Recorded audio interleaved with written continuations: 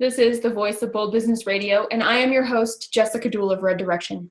You are listening to How to Build and Use Your Network. In this program, you are going to be introduced to Susan Finch again, and Tanya Dahlhaus, and Julie Thinnell.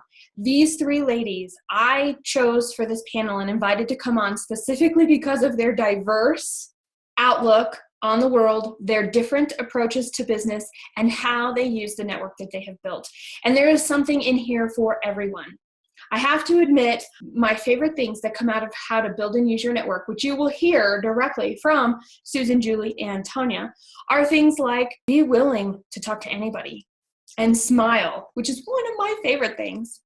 Lead by example, know who I am, what the business I am participating in does, and who I want to work with.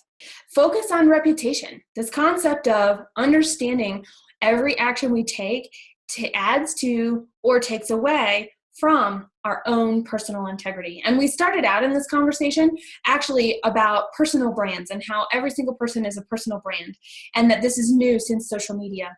And I would say, it's not new since social media.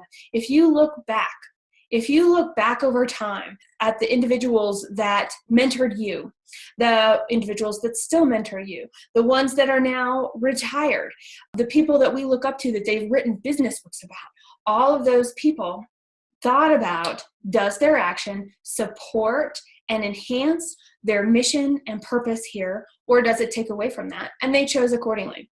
And then check our motivations. Why are we doing it? Are we doing it to be busy? Are we doing it to be productive? Are we doing it for success? Are we doing it for relationship building? And the thing is, when we're talking about networks, it's all of those things and an elements of them. And we're going to dive into that with Tanya, Julie, and Susan. So I'm going to introduce each one of them to you right now, and then we'll jump right into the conversation. Susan Finch creates the most efficient use of your time regarding social media or helping you when you are too slammed to do it yourself. Her custom training videos are becoming more popular to teach your regular tasks to your staff to cut down on consulting time. She's been working a lot on custom WordPress sites and various CMS platforms. She's also assisted clients with Google+, email campaigns, online event strategies that round out their overall reach and maximize their effort.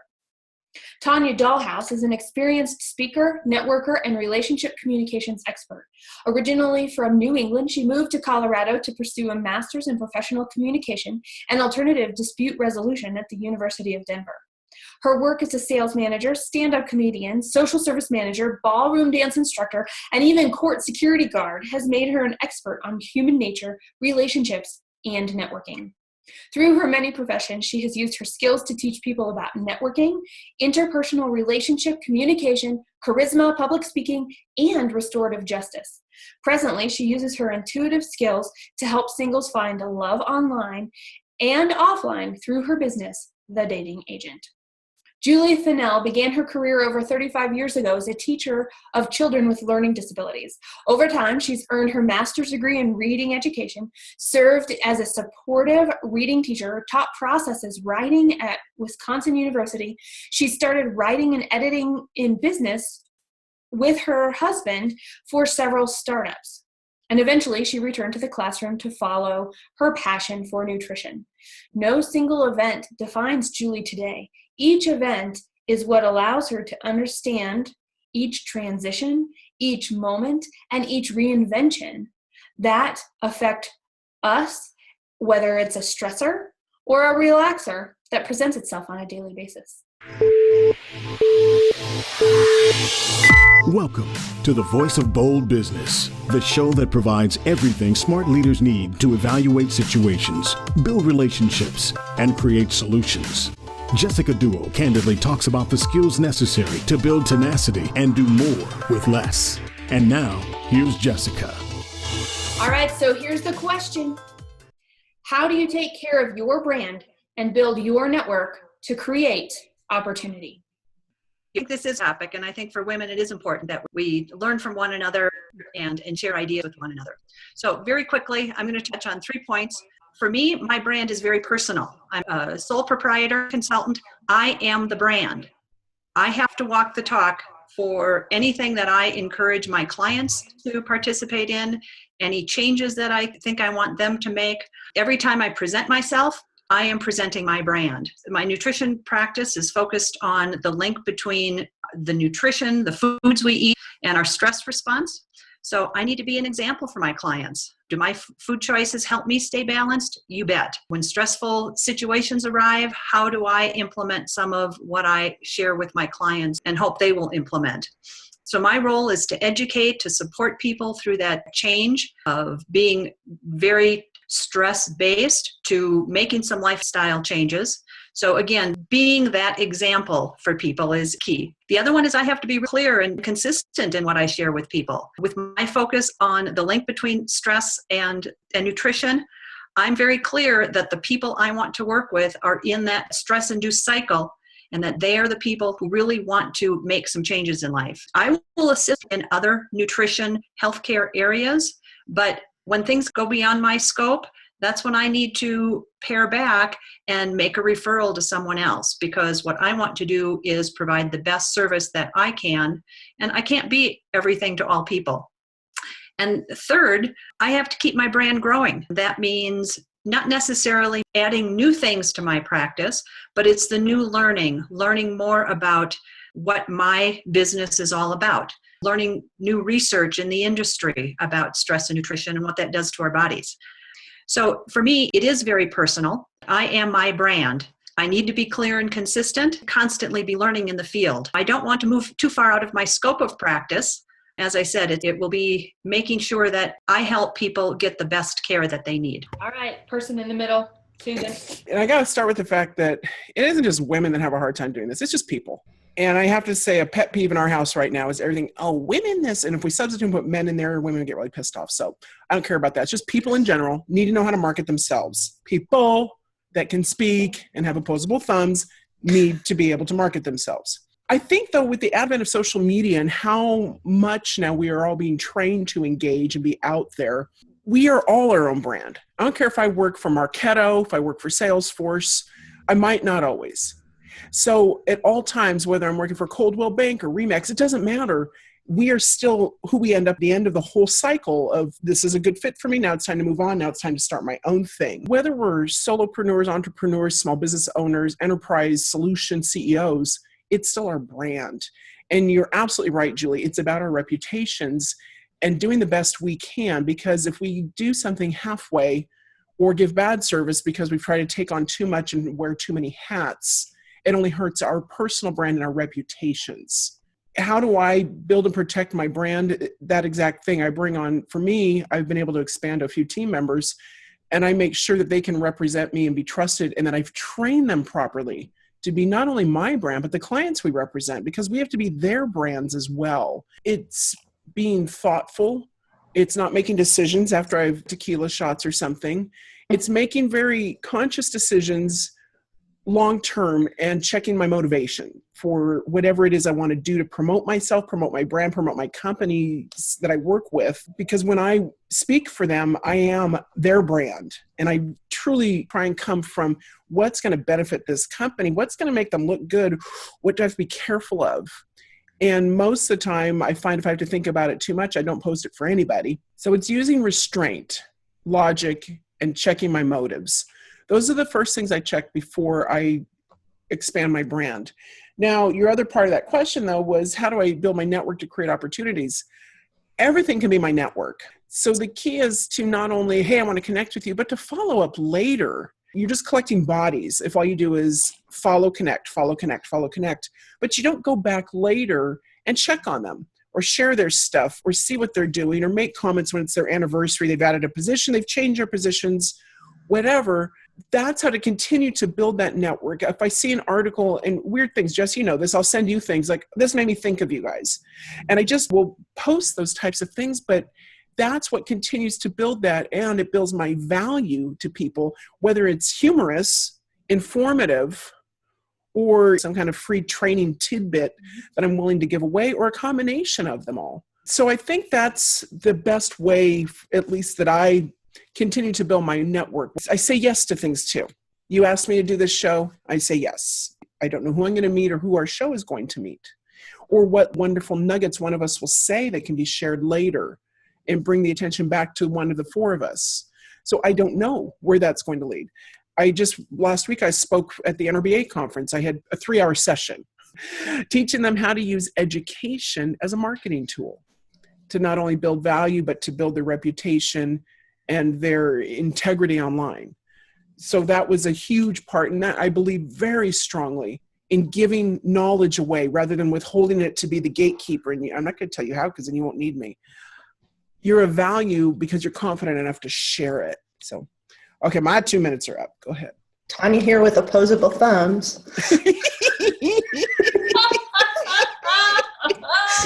I totally agree with Julie and Susan. I think the most important thing that people don't recognize when you're talking about protecting your brand is that you are, or your affiliates are, the face of your brand, and you always have to put your best foot forward. I always make sure I look professional when I leave the house. I don't wear any t-shirts that have appropriate logos. And I mean, because you have to think about those things. You don't want people to get the wrong impression. And a lot of times people don't recognize, especially with how social media has become a main place for us to really promote ourselves, that your private Facebook page and your public Facebook page are really the same. You can't post things on your private page and expect that it's not going to affect your brand later on. Staying away from political topics, staying away from pictures of you out drinking that tequila. Try to remember that whatever you're putting out there in the world is going to affect your business and how people perceive you.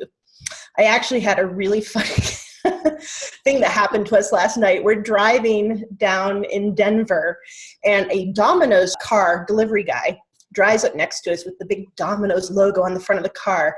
And he has a bumper sticker on the back that says, "My other ride is your mother." Oh, did you take a picture of that lesson? I'm sure Domino's must be so proud.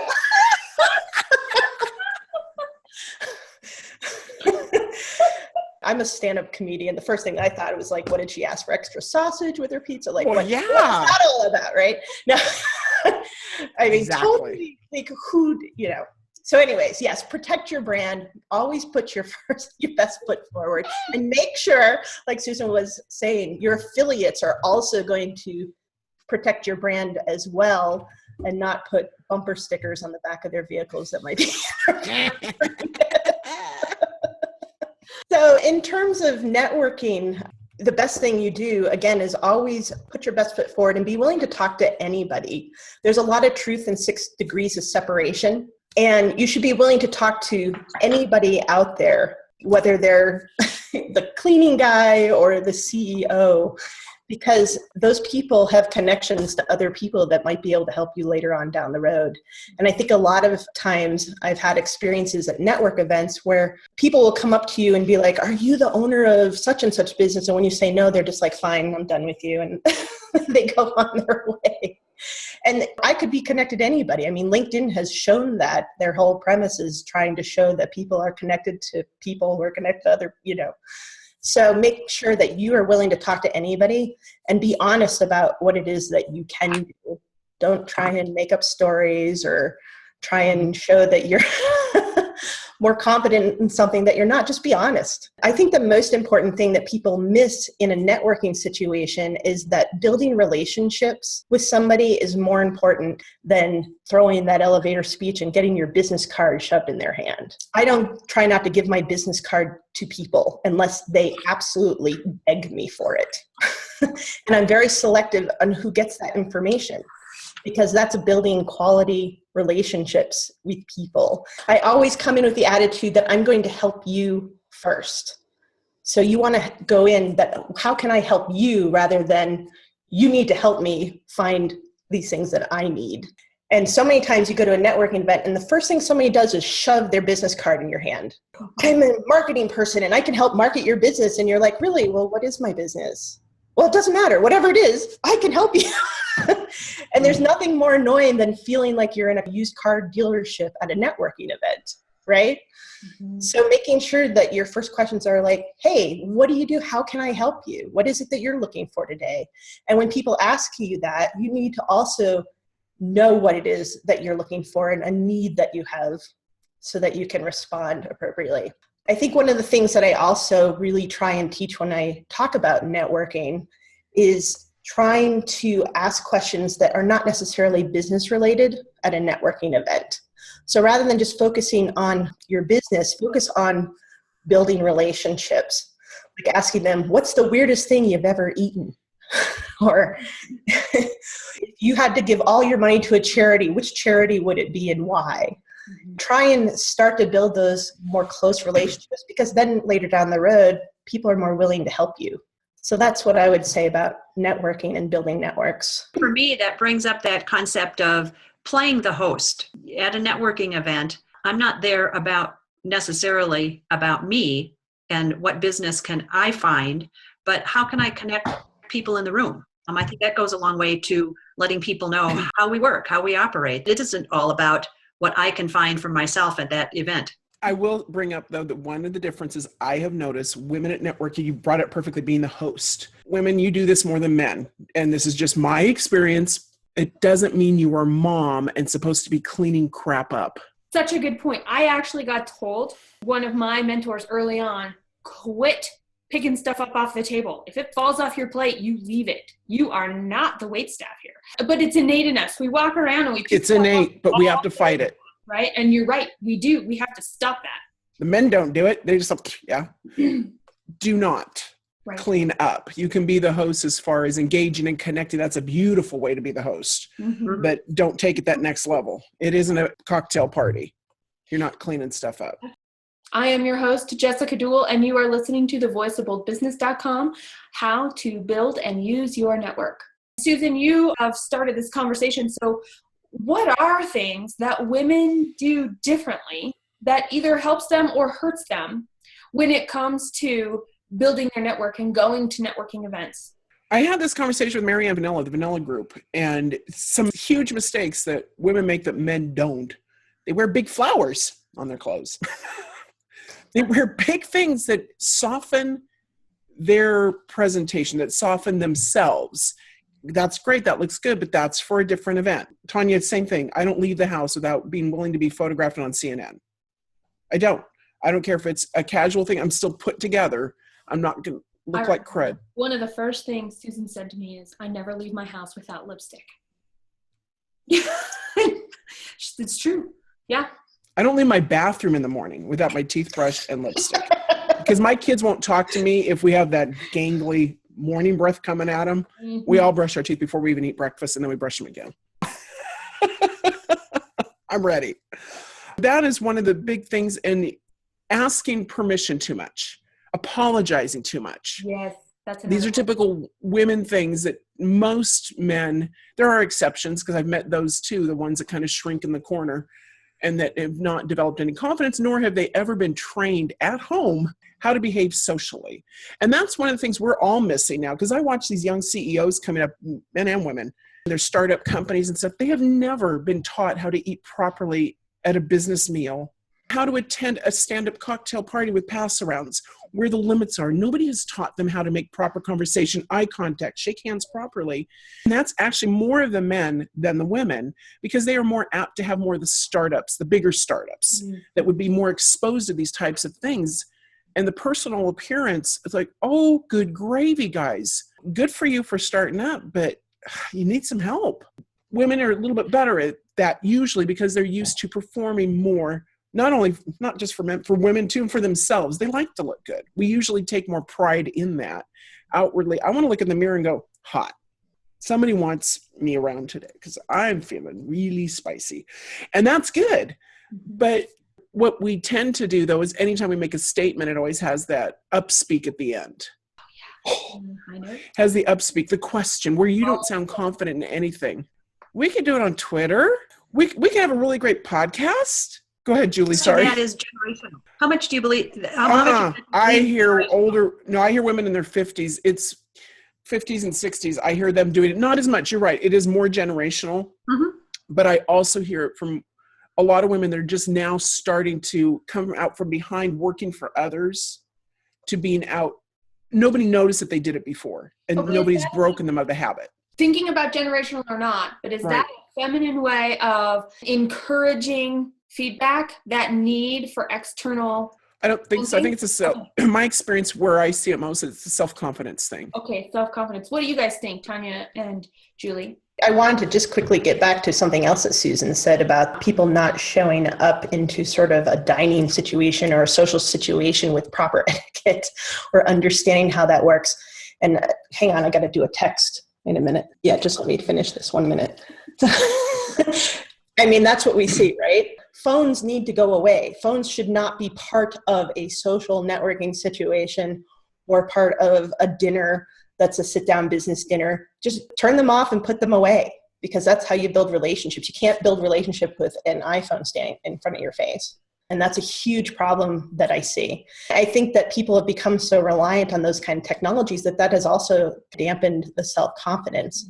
Mm-hmm. I was listening to a show the other day that was saying that getting a text message actually increases the endorphins in your brain that are the same ones that you get when you have like an orgasm. So, you sit there and you just wait for that text. Oh God, I got to feel good again. And you don't pay attention to anything else going. Actually, the fact that you could actually maybe get a real date if you were at a social networking event and have real feelings. Yeah, put the phone away. You could get a real orgasm.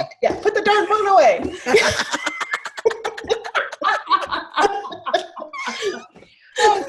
Okay, Julie, you were going to jump in.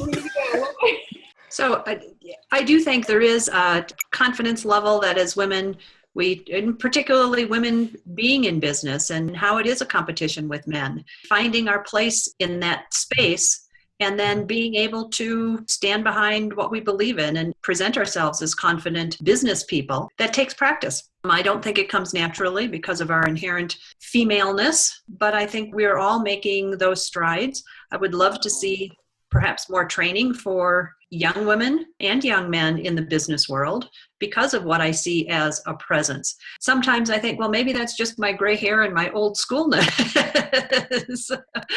But in reality, I do believe that there are standards that we want to meet when we're in the business setting. The more laid back, lackadaisical, I call, just doesn't have its place in my world. What strength do you think women underutilize the most when it comes to not only building their network, but actually turning around and using that network also?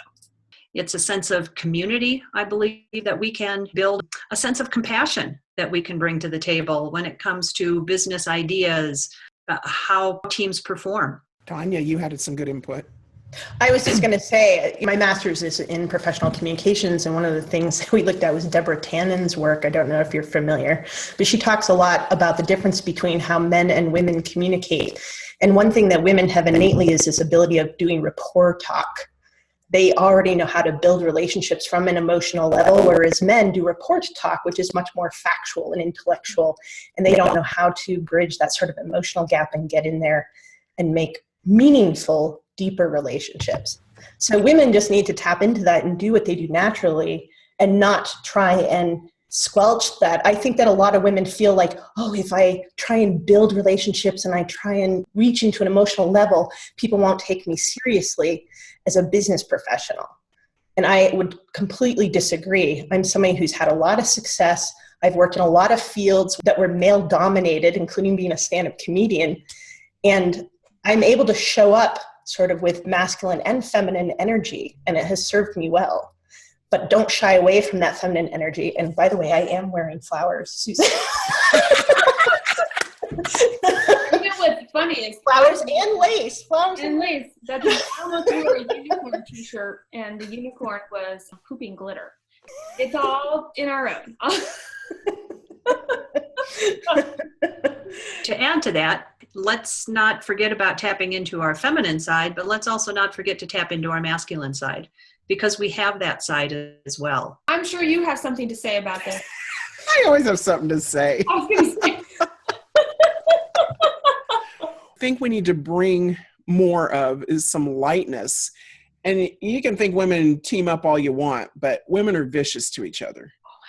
And men are a lot more that frat boy kind of thing where they're just tossing each other business all the time. The most successful women CEOs I know do the same thing. They've lost that insecurity that they have to be catty. They lost the mean girls aspect. And they've grown up. They've put on the big girl panties and said, enough. I can hang with them. I can lift weights. I can do this. There is no separation except by choice. I truly believe that. I truly believe if a woman is crutching on that glass ceiling, shut up. Work harder. Stand up. Be noticed. Be the one who is in the room with confidence. And I'm trying to really hold back right here because it's almost a conversation every night at dinner. My kids just mock the heck out of anything that is just women. Crud. We can't wait till National Men's Day. We are fussing over it all over the place, and we don't care how many feminists we piss off. I've just had it, and using that as a crutch. People have used race as a crutch. They've used economic. Stand up. Make yourself better. You don't like your results? Change. You don't like how it is? Stop blaming. God darn it. Take some responsibility for your piece in it and choose to look up, learn, research, take coaching, watch things that are free. I don't care, but you can change it. Stop blaming others for your lack of success. That's true. It's all excuses. Fist pump to you, my friend. Oh, man. Okay, and it's great to have those labels, and it's great to identify with different groups until it becomes the reason, as Susan said, for a lack of success. And that's all in our own heads. And this goes back to everybody with opposable thumbs can fall victim. But for some reason, women tend to fall into this camp of, I don't have my voice, nobody listens to me, it's not my fault, I'm trying to do the best I can. I was listening to a Tony Robbins podcast from September, and the lady who was on, I'll link to it. I'll find the exact link and I'll link to it. She wanted to do triathlons, and she really wanted to do Ironman, and she couldn't qualify for the Ironman here in Boulder every year. And it turns out she had her own limiting beliefs. She thought she was doing the right things. She followed some prescribed thing that she knew was going to get her there, and she kept falling short. She found a different coach, and this coach broke everything she thought she knew about herself and really made her look in the mirror. And Susan, you said something really important about get a coach, find a mentor, get somebody that can be real. And it's also hard to find somebody that will be real with us and let us know, dude, you chew a little too loud. Or, hey, have you thought about the fact that when you wear that, you never get any business, but you get a lot of attention? Those are the types of things that I think really can be confusing. It's just from a lack of knowledge. So my question would be, what are your tips to ask for what we want? When I want something, I just ask for it. I mean, that's what you do. So you're already there. So did you always ask, or did you have to overcome that fear? I feel like I have probably asked, but I've always had a lot more masculine energy than feminine energy growing up. So there's not a lot of fear about asking. I think in relationships, if you want to talk about personal relationships for a minute rather than sort of business relationships, and I mean romantic relationships. Yeah. Well, and I think it's harder for women to ask for what they want in a romantic relationship because culturally we were raised in this society where we were supposed to be submissive and we were supposed to be at home making sure that our man was kept for, and that's now changed. I can see Susan making faces. But I think the most important thing I learned about being in a sort of romantic relationship, and now I apply that to my business relationship, is not being afraid to sit back and let things come to me. And I don't mean that sitting at home hoping that somebody's going to come and buy my services. That's not what I'm talking about. But being confident enough that if I put myself out there in the world, the people are going to want me enough to come find me and to come after me. I'm a matchmaker, so that's what I do, which is why I had to pull in the romantic relationship aspect. Okay. But being able to really sit back and let a guy pursue me because I was confident enough to be I'm worth pursuing is why I'm now married. All the relationships before that, I did what a lot of women do, which is chase the guy because I'm so desperate and I'm needy and I have to have him like me. And once you can let go of that and be confident enough in yourself to be you know what? If you're going to like me, then you're going to have to earn it. then everything fell into place. And the same thing goes with businesses, I think. You have to be confident enough to show up that people are like, man, there's something that she has and I want it. It's also being clear, being thoughtful enough to be clear about what you're asking for. I think one of the troubles I've run into over time is, well, I think this is what I want, and I think this is what I'm asking for. When in reality, if I spend some personal time getting clear about what I truly want, then it's easier to make that ask. Then it's better received as well. It's not confusing to others. Okay, that's a skill that I'm practicing right now. People are always like, tell me how I can help you. And I start talking and they don't know what I need from them. And I'm like, why can't you get into my brain? I'm trying. You're offering. I want it. That's the first step. When you always say yes, when you always offer, can I actually meet you there and say, yes, I've got something. And it goes on and on and on and on, and it's unclear. So I totally understand, Julie. And that's something I get to work on. My husband watched me go through my divorce, and he saw the flaws on both sides. He was an observer, as were many people. They were privy to that audience for that. Like, oh. Anyway, before he and I, he wanted to commit with me, he assigned me a book to read. Okay. I had to read The Assertive Woman. Book from the I think it's like 70s, early 80s, whatever it was, though, it's still valid. I would add a couple more to that bookshelf for people in relationships. The seven love languages. Okay, fine. But the seven, languages to the seven love languages. Yeah. But it's the one for the workplace too, though. Yes. It's the same guy, and he's got one for kids. He's got for the workplace. And yes. And having that and a couple others under my belt would have put me in a lot better stead. But I also recognized I had to be willing to want to be better. Mm-hmm. And to improve it. And my daughter complained about something yesterday. Oh, your dad didn't take care of the insurance thing from the auto insurance that they tagged on that we didn't ask for. So did you ask him to do that?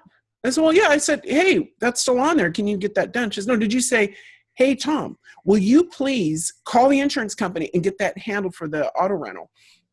Well, no. She said, what have you taught me? With men, there is no hinting, sliding around, skating around. You have to be so direct and precise. And it's not that they want to oppose you. They just want to get it wrong. So they wait until the direct thing comes at them. Women are so used to fishing for compliments and fishing for things that they'll kind of weed through. Did you mean this? Is that what you meant? Or did you mean that? But men don't bother asking. They just wait for the direct order, listen once, and do that. So there is that difference, and that's a communication thing, and they're bad habits that we have. I was not raised in a household where we serve the man, blah, blah, blah. But I was raised in a manipulative household where the women were never direct. And my sister to this day, I love you, honey, but it's something that we both have to fight and work on. It's that being direct. And it's sad because it's hard to watch people that are unable to do that and then be disappointed every time they don't get what they're hoping for. It's like, babe, you've got to ask directly. We don't know what you want. We know you're not happy, but we don't know what you want. So I think that's one of the bigger differences. I see younger men doing this, live in their mom's basement kind of gamer guys that, again, don't have the social skills. And they've been coddled, and mama does everything for them still. Those men have never had to be men. I don't care which bathroom you go in. That's not what I'm talking about. I'm talking about they've not been told to rise up and be direct. Exactly. Women don't have enough role models to do the same, and they are out there. They are out there, and each one of you three are one of them. So everybody that's watching and listening, know these people. Go out and connect with Susan and Tanya and Julie, because they have very smart things to say. They are very direct, and they are helpful, and they want to help. All you have to do is ask. I think I want to wrap up with this. What each one of you has brought to this show today and came out in a variety of ways in your answers is this concept of modeling, leading by example. So we have only gotten to hang out with you for a finite period of time. So what is one thing that you either emulate to the world or you really find attractive in a man or a woman that you interact with on a business level around they do what they say they're going to do? They lead by example. I think the takeaway and the thing that I find most attractive in any person whether it's personally or in business or people I want to emulate, are the ones that take responsibility for their actions. And then it's like, okay, hit that bump in the road, divert, move on, succeed. That's my takeaway. Find those people, be that person. When I make a connection, I appreciate the follow-up, something that happens afterward, whether it's a thank you note, nice to meet you, someone else I want you to meet, some way of keeping that connection going. It's something that I try to do with clients, potential clients, people I meet, brief passing even of someone I meet at the airport. If we've exchanged a business card, it's reaching out at some point to let them know that that interaction affected me in some way. I gained something from it. And then being very direct. I don't like to be the person who is wishy-washy in my answer. I don't think I am. If someone doesn't want my service, I would appreciate that someone say, no, it doesn't work for me. But don't leave me hanging. I think for me, the most important thing is the relationship building piece. And for me, that starts with a smile. And I think smiling is one of the most important things you can do. I smile at people all day, no matter where I am. I can be walking down the street, walking through Walmart, and I just smile at everybody. And that has actually started more relationships with total strangers in strange situations. Just the smile. And all of a sudden people want to talk to you because not enough people smile at you these days. They're too much, again, in their cell phones or busy or whatever they're doing. They're intent on getting to someplace. But smiling at people is the most important thing that you can do to try and get those relationships started. Because that smile is about acceptance. Without even knowing them yet, you have accepted that you're willing to explore. Mm-hmm. That's beautiful. You are listening to the voice of boldbusiness.com, how to build and use your network. You will find program notes at thevoiceofboldbusiness.com/P44. That's program 44, or search online for how to build and use your network. Make sure and subscribe to this radio show and rate The Voice of Bold Business on your preferred listening platform. Share your story and experiences to add to this conversation of what it means to be a leader today. Building and using a network is a must. Not forgetting anybody is a must. Cultivating relationships is a must. So we want to know what your success secrets are so that we may learn from you. What is your tip to build and use your network? Subscribe at thevoiceofboldbusiness.com and get more information, program notes, and past episodes. Bold leaders approach each situation and focus on action to achieve a higher level of leadership. Jessica Duell, your business advocate, is the host of the Voice of Bold Business Radio. Thank you for joining us.